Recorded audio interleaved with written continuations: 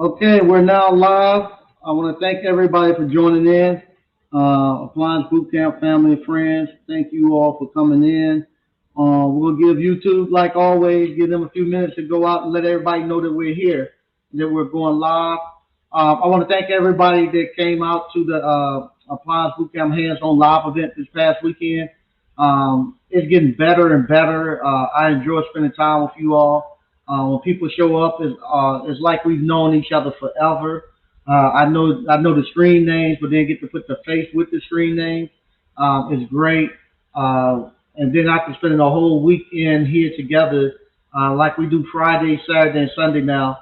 By the time everybody leaves, it's like we just it's like it's just a family affair. It's great. We had a great time.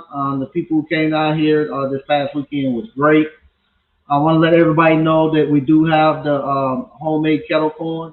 You can go online. There's a link in the description where you can buy our homemade kettle corn. The homemade kettle corn. We have we have the regular. We have the caramel. We got chocolate caramel. We have the cheesy jalapeno, the hot cinnamon, salt and vinegar, white cheddar. So please go out and buy some of our kettle corn. We'll ship it directly to your house. And you buying the kettle corn, it helps employ the actual high school kids to work in the actual ice cream parlors. Also helps me to create businesses and be able to show you all how to start more businesses. So I appreciate it if you do buy the kettle corn, and the high school kids appreciate it if you buy the kettle corn. Today we're going to be talking about a book review. Like I said, for Black History Month, there's several books I read at the beginning of every year to kind of get my bearings about me, as you can say, for to kind of set the pace of what I'm going to do for the rest of the year. And Up from Slavery is one of those books to kind of get me rejuvenated and ready to go for the next year. So this week, last week I said if you can go on to the go to Audible or go to YouTube, and you can get the audio version of Up from Slavery. The audio version is about 6 hours. I'm a slow reader, so I listen to I listen to books. So I'm just gonna kind of give a little overview of Up from Slavery and how it kind of reminds me a lot of what we're going through with Appliance Bootcamp and how we kind of came along with Appliance Bootcamp. If you all who have came to Appliance Bootcamp and came into the actual academy, you have seen that. I like Booker T. Washington. He's one of my heroes and somebody that a mentor that I look up to.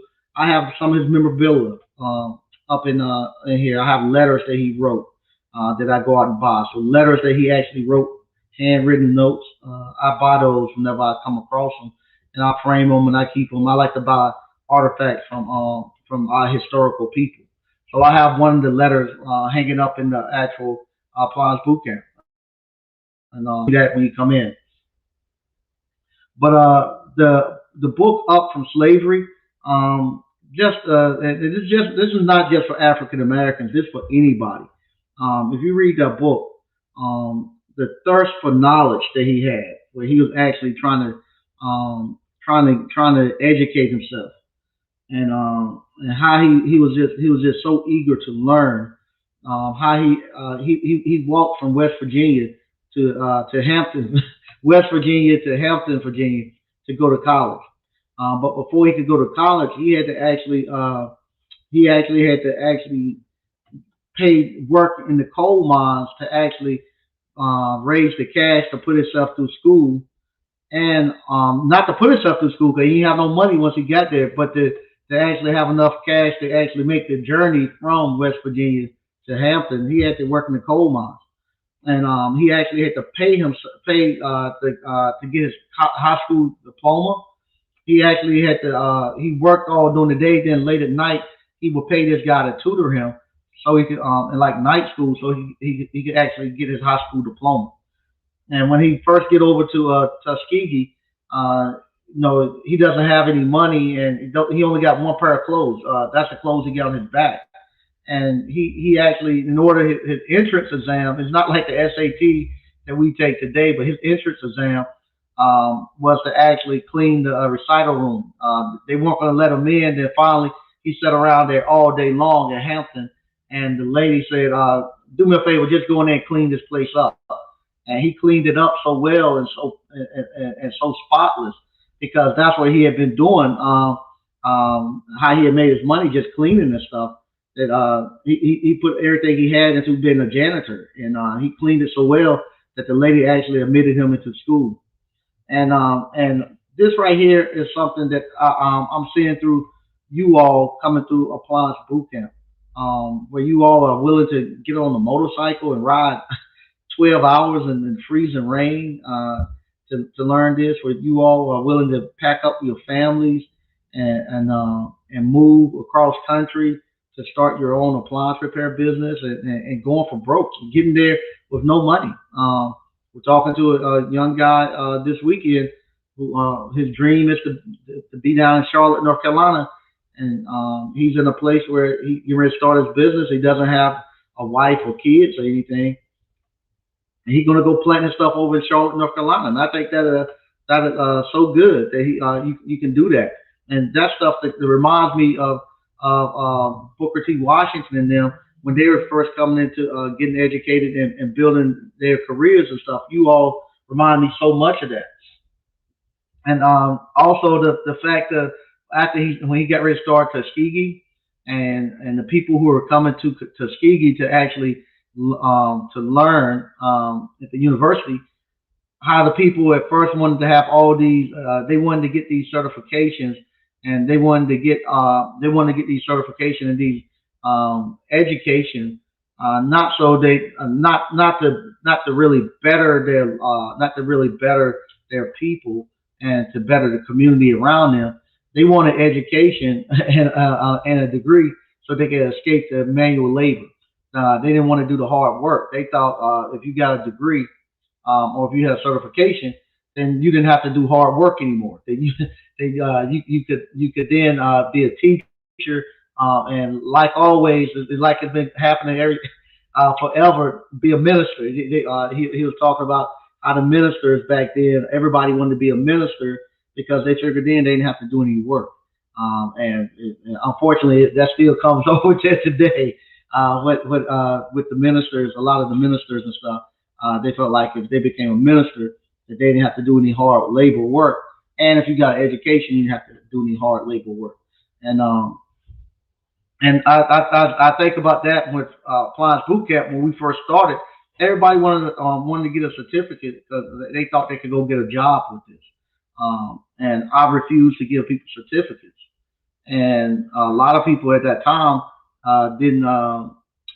They didn't. It was hard to change the mindset. I remember one time JT and I we were doing with the first class we were doing.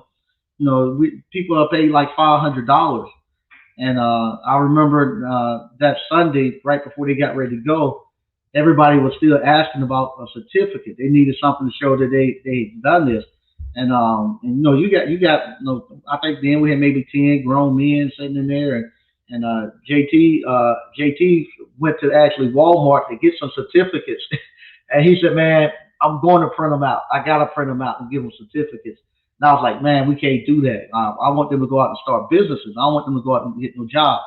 And the only reason the certificates didn't get given out, the printer messed up. When he was trying to print them out, the printer messed them up. But yeah, he went to Walmart and he was going to make some certificates to give them because that's how adamant people wanted them. They wanted those certificates and stuff. And he was trying to give them, I'm giving them the actual knowledge, wisdom, and understanding to go out and create their own business.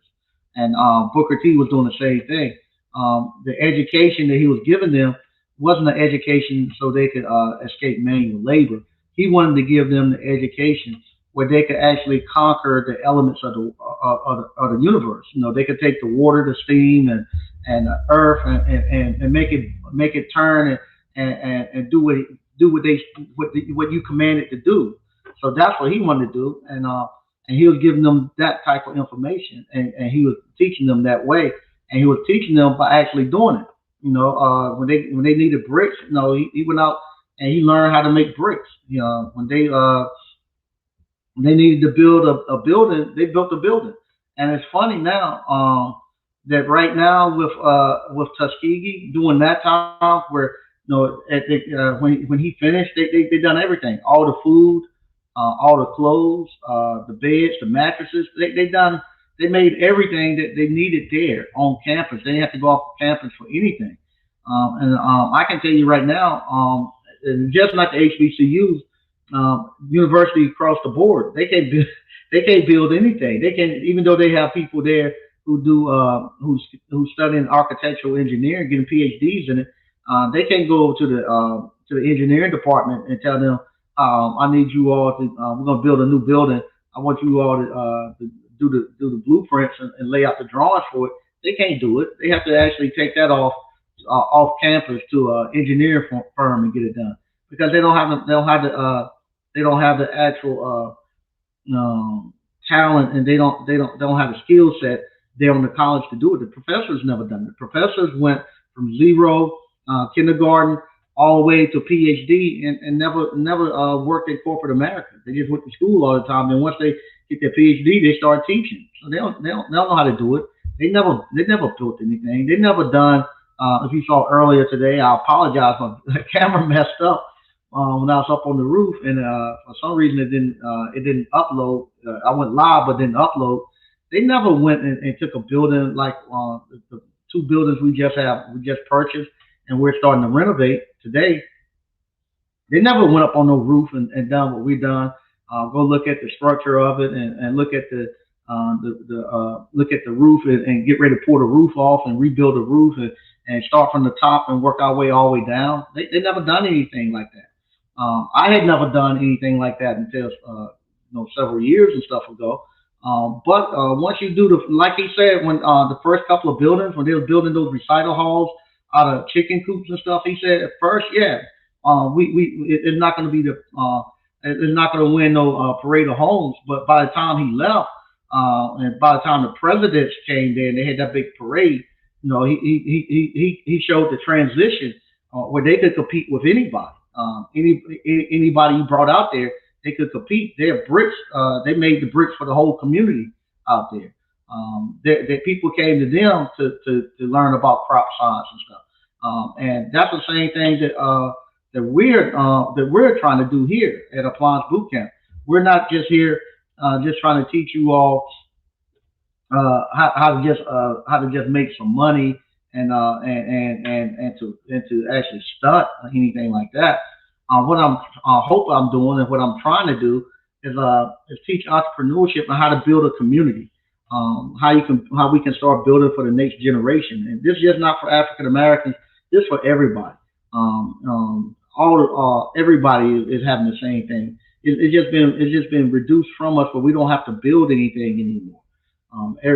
Our forefathers and grandfathers and stuff, they were able to do it, but now we depend so much on the government that to do things for us that we can't build anything for ourselves.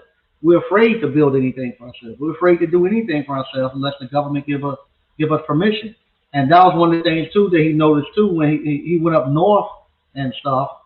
He saw people that are living off the government and trying to live off their wits. It's funny because he was talking about like when he was up in D.C. and he said, he'll see that the guys work all week and take all their money and just spend it to rent a buggy.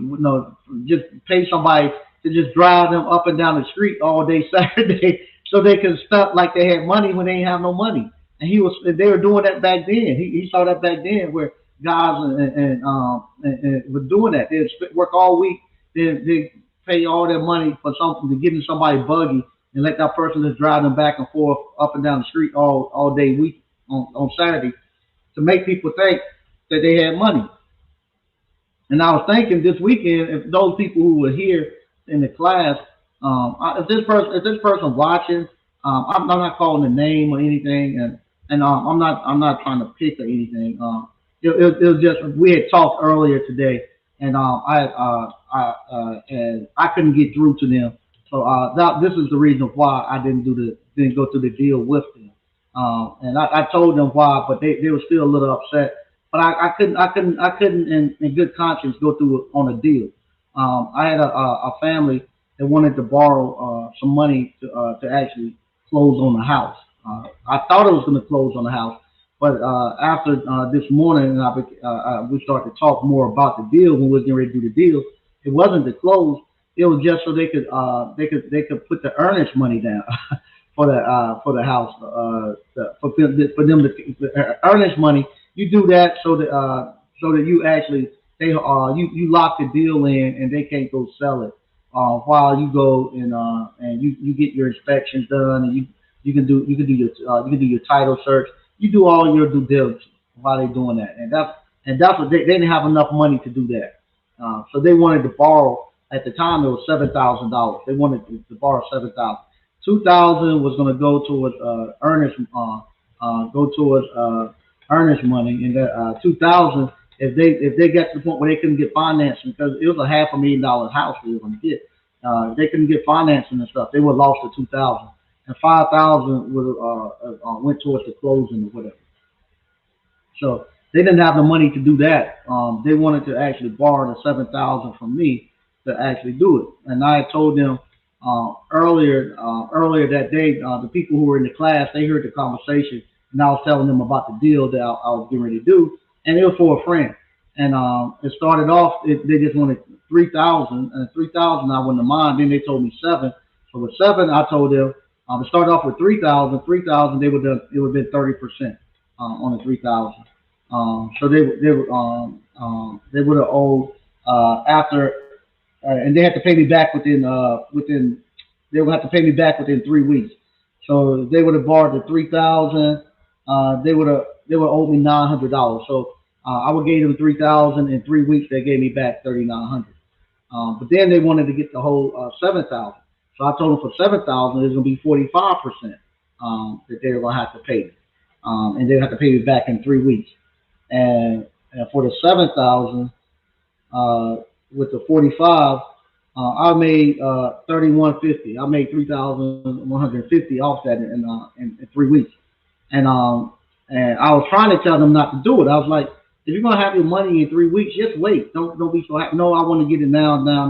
So eventually, I was gonna do it, and then they told me that they said they were gonna get the money from the young lady told me she was gonna get the money from her dad.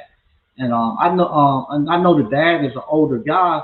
You know, he was gonna get the money out of his retirement to give it to me. And I was like, well, how you gonna pay your dad back?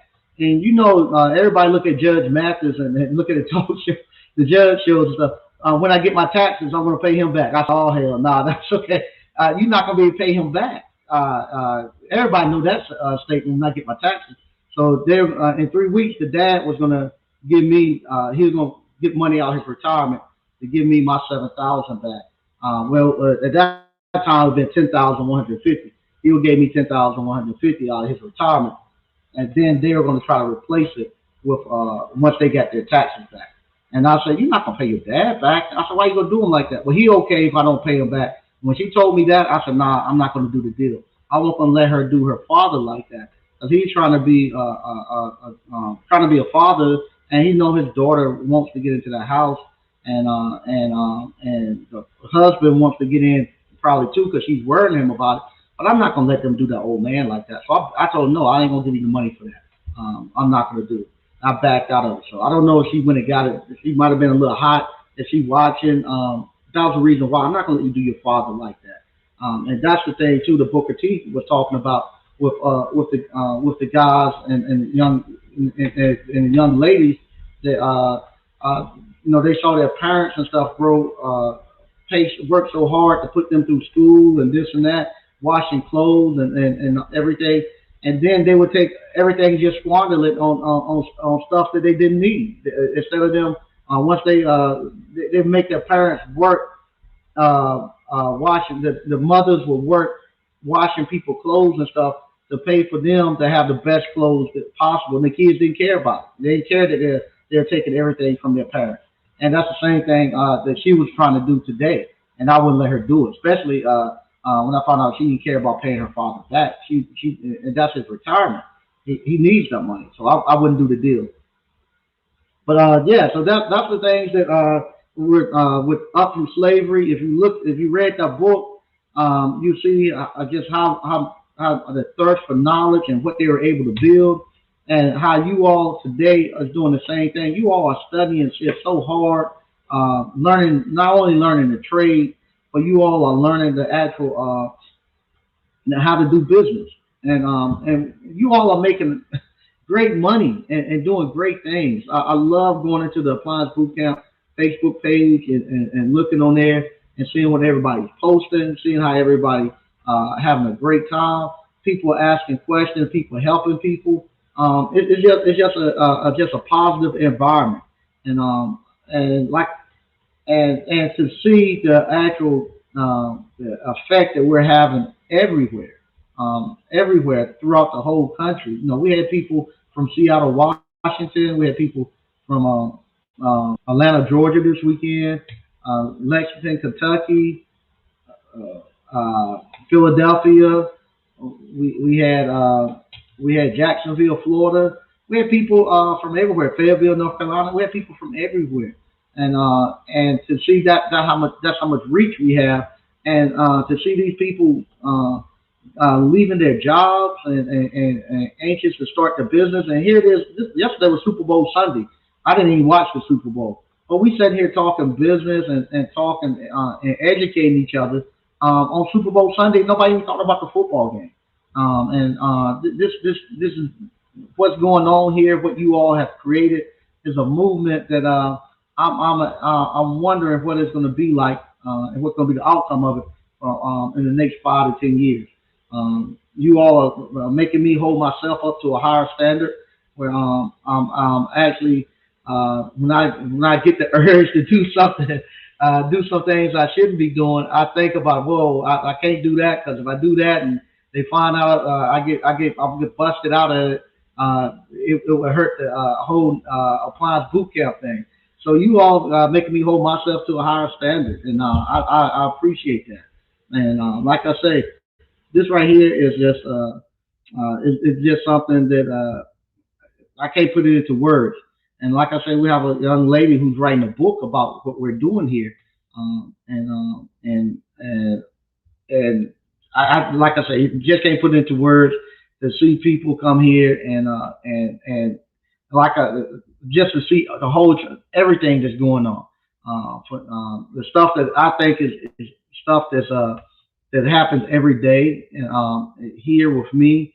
Like the young lady wanted to borrow money, and I'm doing the deal where I'm loaning money out, and for them to see that, they were amazed to see that. And for me, I didn't think it was I do it all the time. I didn't think it was nothing that amazing about it. But Sunday night when I went home, I started thinking about it. I actually went back and I was looking at the video that Miss Kale put up when she came into the ice cream parlor and all that, I started sitting back. I started looking at it, distancing myself from it, and I said, yeah, we are doing some great things down here, and those are some things that I might need to show more of, so we can see them, because they said they had never seen that happen where you actually almost almost like I'm the loan shark, because it was funny.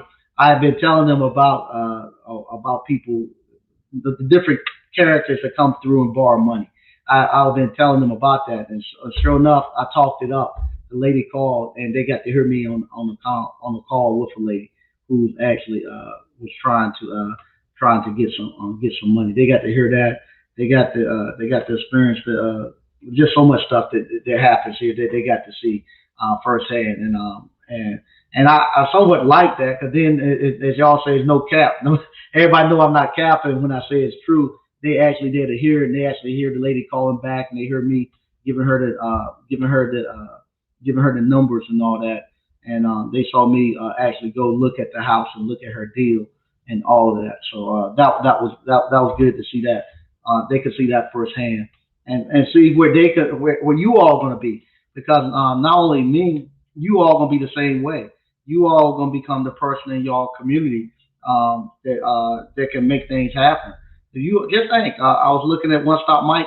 No, he turned $3,000 in one day. Uh, not many people can do that. Not many people can do that. So if you can go ahead and make $3,000 in one day, it doesn't take long for you hitting a couple of days like that. Then you become the bank, where people come to you for the bank. Instead of us having the number man and stuff back in the days, the guy who sold ball tickets, that's where everybody went and borrowed money from. They'd actually be coming to you to borrow money, and you be able to help people out, and you be able to be the person who helps build your community. I'm gonna read a couple of the stuff we got going on in the chat. Then I'm gonna get out.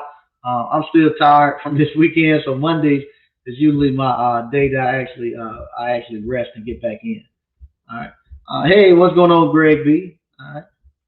Dale Scott, what's up, ABC fam and Mike? Hey, how you doing? Uh, Greg B, how's class? Oh, the class was great, man. It was great. Like right now, we only do 6 people, but it was great. People doing great things. We had 2 people who had already started their business when they got here, so it was good. Doing me. Hey, how you doing? Good evening. Jay Real, what's going on? Hey, ABC fam. Okay. Kevin, good evening, Mike at ABC fam. Hey, how you doing, Kevin? All right. King K, what's good? Hey, how you doing? Black 12 21 2. Hey, Mike, how do the how did the meeting go with the major installer company last week? Last week, it went good. We They actually gonna be rolling out some more zip codes. Some stuff they're doing I can't talk about right now. It's confidentiality. But they're making a major move to get in the appliance repair field. So some stuff I can't say because it's confidentiality. But they're gonna be moving out with some more zip codes, and I'll be heading those out once they send them to me. And you might hear it in a couple of in the next couple of weeks or so. You might start hearing some stuff that they're doing in the news. All right, DCNF, what's going on? Hey, I'm doing good. Thanks, man. Quentin Hodge, hey, how you doing? All right. Jay Real, Black Root Science guys, I'll be leaving, so don't reply. Okay, all right. Hey, how you doing, BK from the Rockies? Good to see you. Baserix, hey, Mike, you ever had a residential company customer that would not pay you for your service?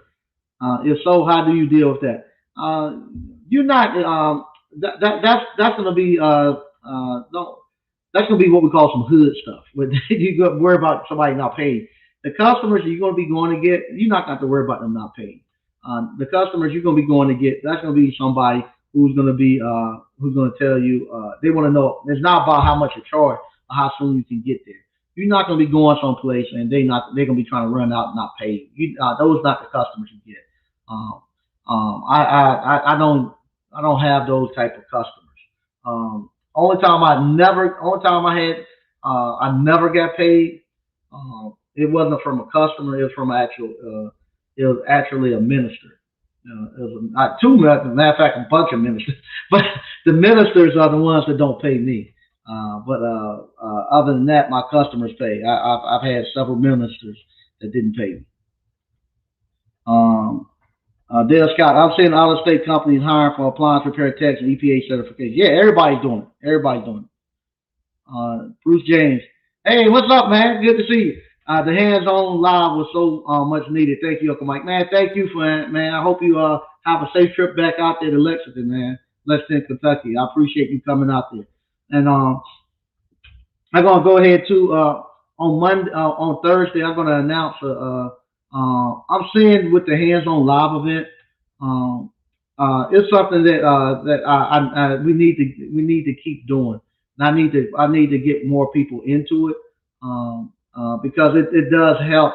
Not only does it help with the actual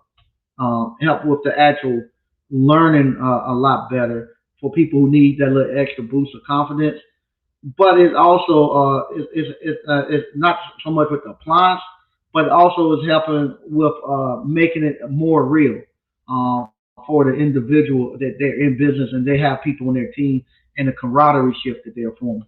We have a lot of issues that's going on behind the scenes when you starting a new business, especially appliance repair. You go out there and you're kind of on your, you feel like you're on your own. You want to have somebody that you can actually call, that you have formed a bond with.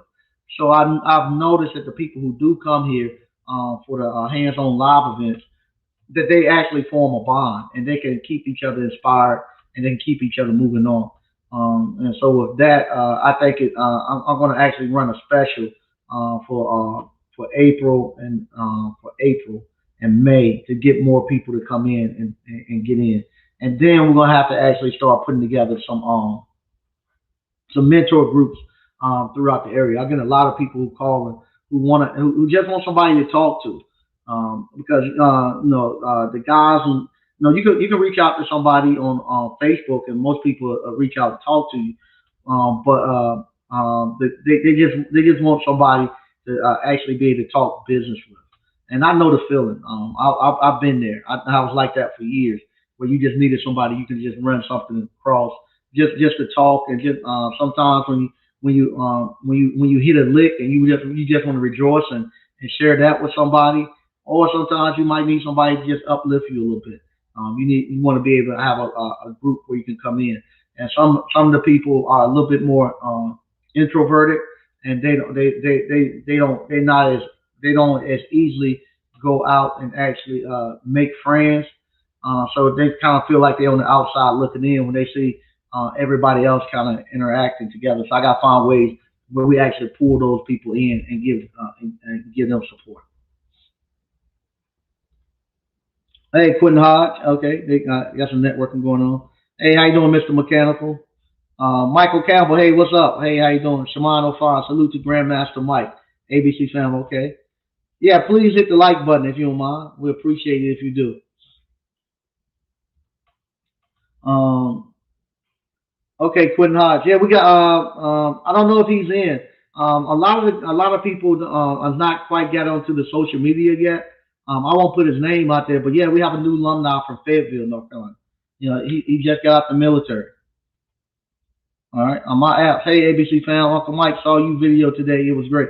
Yeah, thanks. Yeah, I messed it up when I got off. So next from now to about we're gonna probably have 2 years fix. We're gonna fix one building up this year, and then we'll fix the next building up begin next year. So we're gonna have 2 years on those two buildings. So we should have plenty of content coming there. And we also we're starting to tomorrow is the day that we're gonna start rebuilding our actual bar or counter in the ice cream parlor. We're gonna expand the ice cream parlor. DCNF, great story, Mike. Oh, okay, no problem. These taxes, though. Yeah, these taxes coming around. Hey, okay, network going on. Do we have alumni in women, Wyoming and Idaho? I don't. We probably do. I don't know. We have them everywhere. Somebody in Wyoming or Idaho, reach out. Ordinary Mode. What's up, ABC and Mike? I haven't finished the book, but I've learned from the Miss Ruffner story in the book. Sometimes you have to things others won't do to prepare you to do it to a better life. Yeah, yeah, no doubt, no doubt. DCNL say he needs a good CPA. Yeah, no.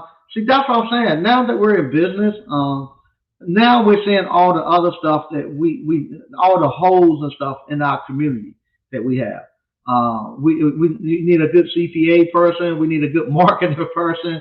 All the holes and stuff that we see that's not fulfilled in our community. Those are stuff that we need to start sending our kids to school for. We got enough social workers now. We need to start sending our kids for CPAs. We need to start sending our kids for medicine, doctors, stuff like that. And you all make enough money where that's another thing too. You all now are making enough money. The stuff where you gotta turn your kid into a racehorse or into this where only way they're gonna get to college is they got to get a scholarship. You all make enough money. Don't need that. You all can just pay cash. Y'all make enough money now you all could cash flow their way through college. So that stuff where you're gonna make your kids have to earn their own way through college by going to get some type of some sports athletic scholarship or something like that. We don't need to do that anymore. We don't need to do that anymore. You all, especially ABC alum, who's doing it, you making enough money where you'll be able to pay, you can cash flow and pay your kids way through college. And I often thought about that when I was seeing when they had like Snoop's son, and they had Puffy's son, and even Michael Jordan's son, trying to get a scholarship in sports. As much money as your parents got, why you even care about that? Trying to go, no, it's good if you can, but you don't need no scholarship. Why UNC Chapel Hill should just gave Michael Jordan's sons, all their kids, free rides. Much money he made UNC Chapel Hill, and then he give them free jerseys. He gives them free. He gives them all the Michael Jordan give UNC Chapel Hill, the Tar Heels. They wear. He give them free jerseys, free shoes, all the sweats and stuff, all that stuff that he gives them free of charge. His kids shouldn't even have to. They should have gave his kids free rides. They shouldn't even have to even apply. They say, yeah, you come here for free. But we don't look at it like that. I guess I don't know. Knowledge and key. Warranty customers ask for a receipt after writing check for deductible. Do I give it to them? Yeah, you give them a receipt. Yeah, you give them a receipt. Um, okay, decent enough looking for a CPA. Yeah, I have one.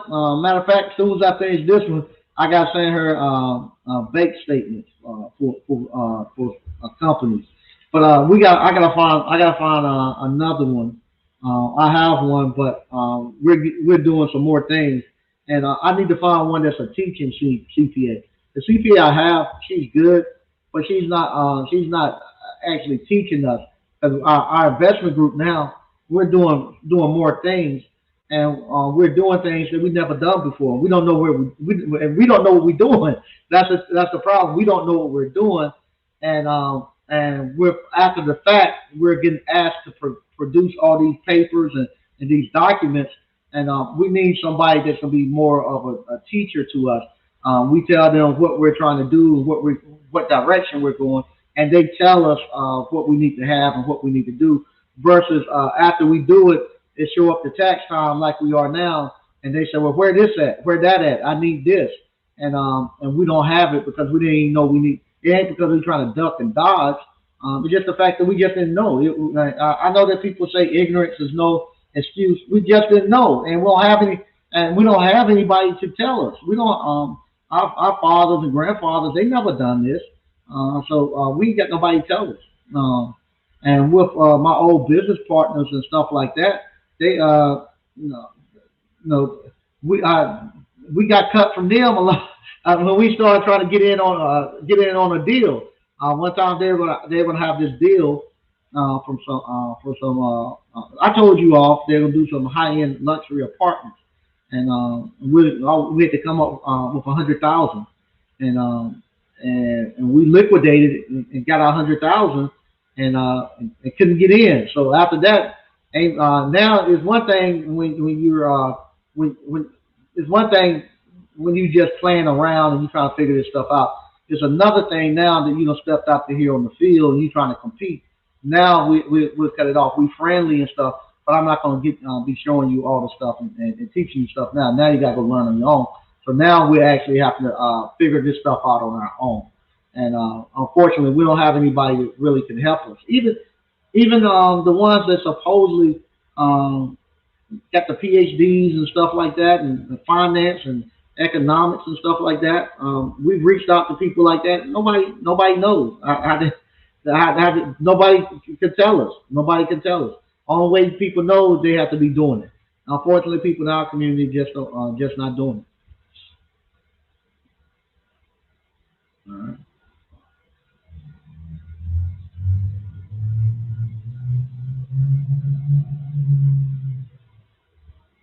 Okay, I got that. How you doing, Marcus Thomas? All right, Mike. How much do you invest in SEO? My SEO is ongoing. It's just $49 a month. So the person who hosts my website, they host my website, and they do all of my web designs and stuff like that. And they do all the maintenance to my web page. They charge me $49 a month for my SEO. They constantly just make the changes and stuff.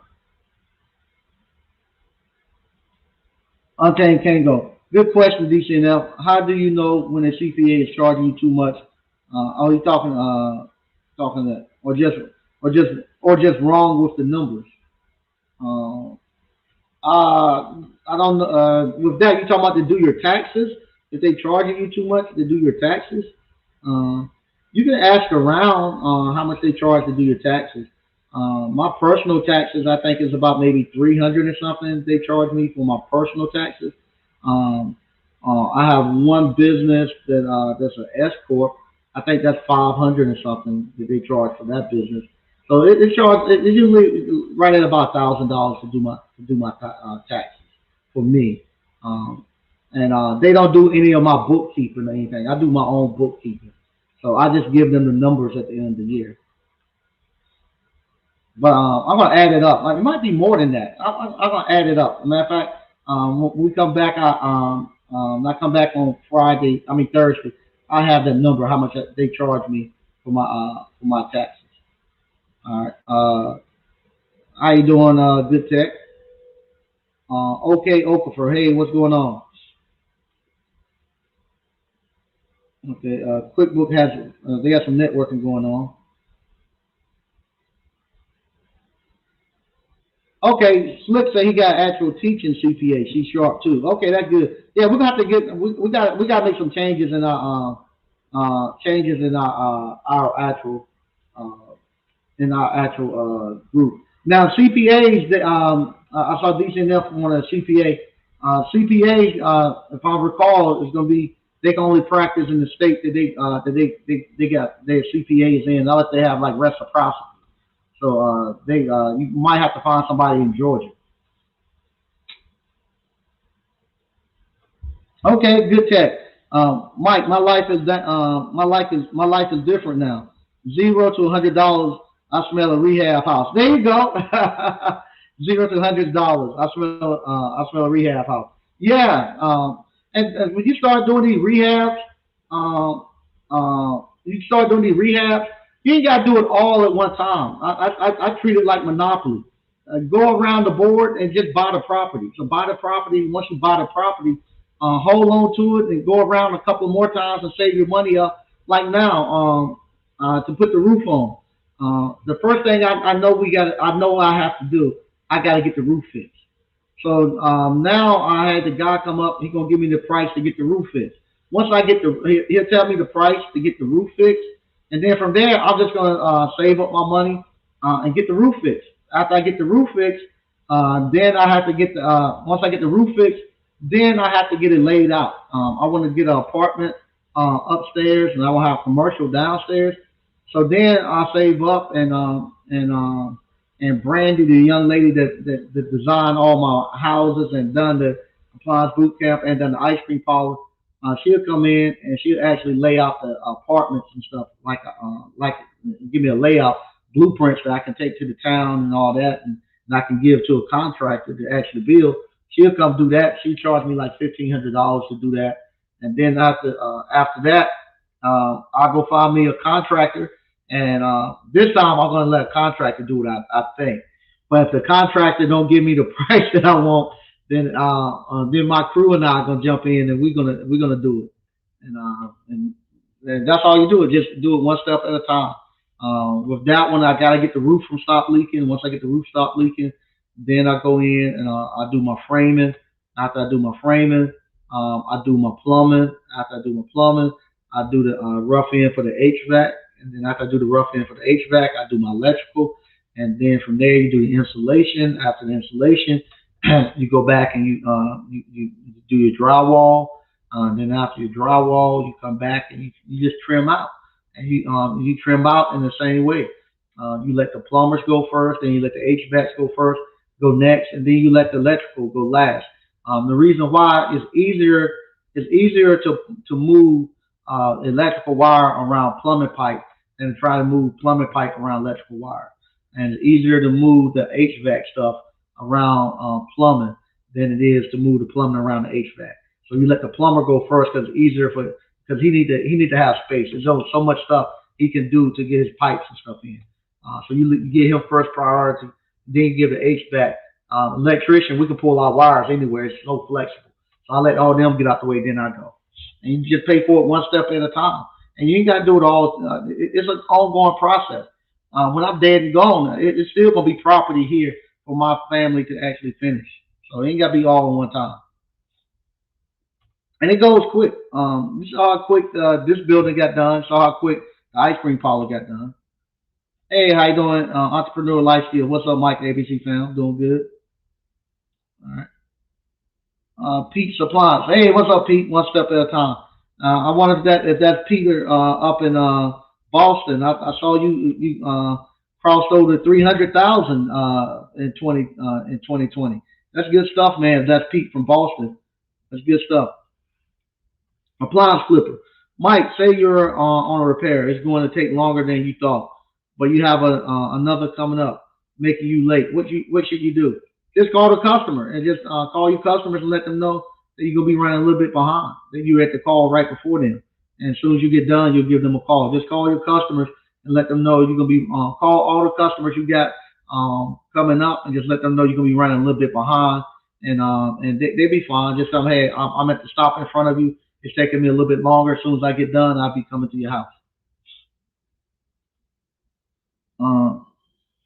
Hey, what's going on, Floyd? I ain't talked to you in a while, man. All right, Direct Solution 8, yeah, down there in Dallas, Texas. All right, good to see you. So we're not gonna be here long, like I said today.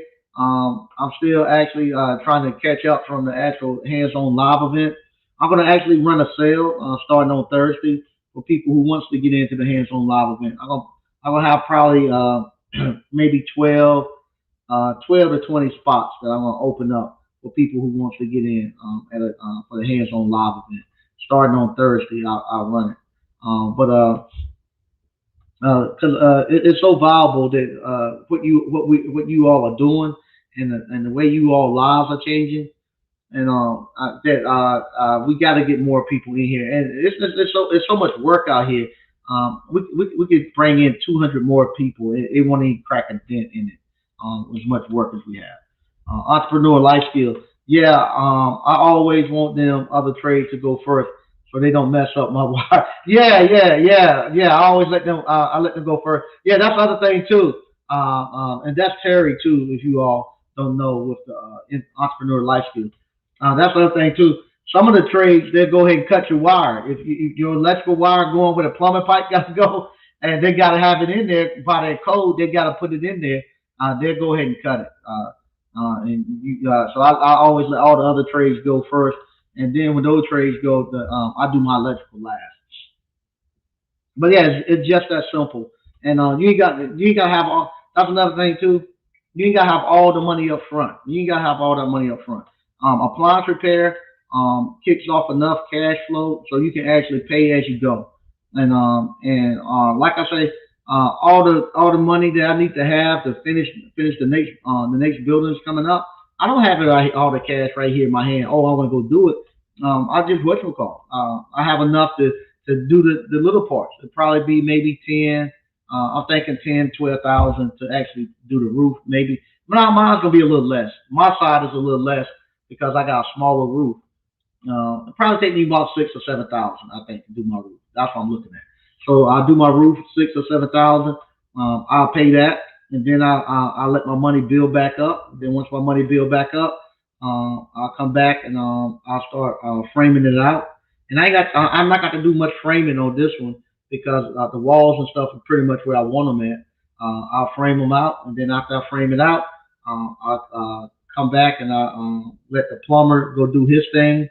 After the plumber do their thing, I'll let the HVAC go set up. And after the HVAC set up, I'm gonna do my own electrical, and then from there, I'm gonna probably do all the drywall, painting, and all that, and be ready to put somebody in there. So it's 8:48. I'm making good time today. I'm gonna actually get done a little earlier. I want to thank everybody for joining in. The VA, I actually talked to the company that actually helping us with the CRM. We got everything straight. I'm putting everything together. They gave me the links and everything that I needed, so we can actually give it to you all. So be looking out for this week for me to releasing the VA. We probably gonna put together a webinar. I'll find out more about that tomorrow. So probably after we do the right when I get the date, we're gonna do the webinar. I'm gonna release the VA VA course right in correlation with that. All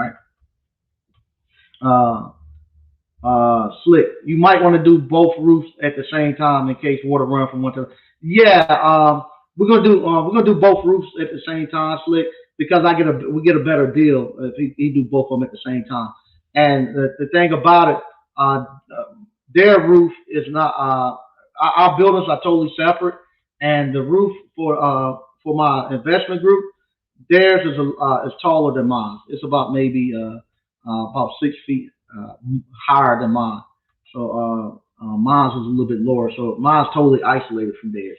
But because the roofer is gonna give us a break to do them at the same time, but I gotta pay for my half. My investment group is not gonna pay for my half, so I gotta pay for my half, and we're gonna knock it out that way. All right. Once again, thank you everybody for watching. I'll be back on Thursday. On Thursday, I have a sale price for the hands-on live event. Like I said, I'm gonna probably put out maybe about 20 spots at a discounted rate for people who want to get in before the summertime comes. People who want to get in before we head down there to the Asties. You can get in and start making this money because refrigeration is right around the corner. The weather is starting to warm up a little bit around here. I think it's going to be a great spring and summertime. So that's getting ready to pop off, and also what's going to be popping off is ice cream. Ice cream sales are starting to pick back up, so that's coming out of dormant. And once we get into the spring and it really picks up, you'll see the ice cream course coming out probably May or June. You'll see the ice cream course coming out. By that time, I'll be done went through a whole year, and I can tell you all everything you need to do for a whole year on the ice cream thing. So once again, I want to thank everybody for watching. If you hadn't already, go out and buy some of the popcorn. It'll be in the description. Also, if you want to buy the course, if you're going to buy the hands-on live event course, wait till after Thursday because I'm gonna do a sale and I'm gonna open up some spots after Thursday.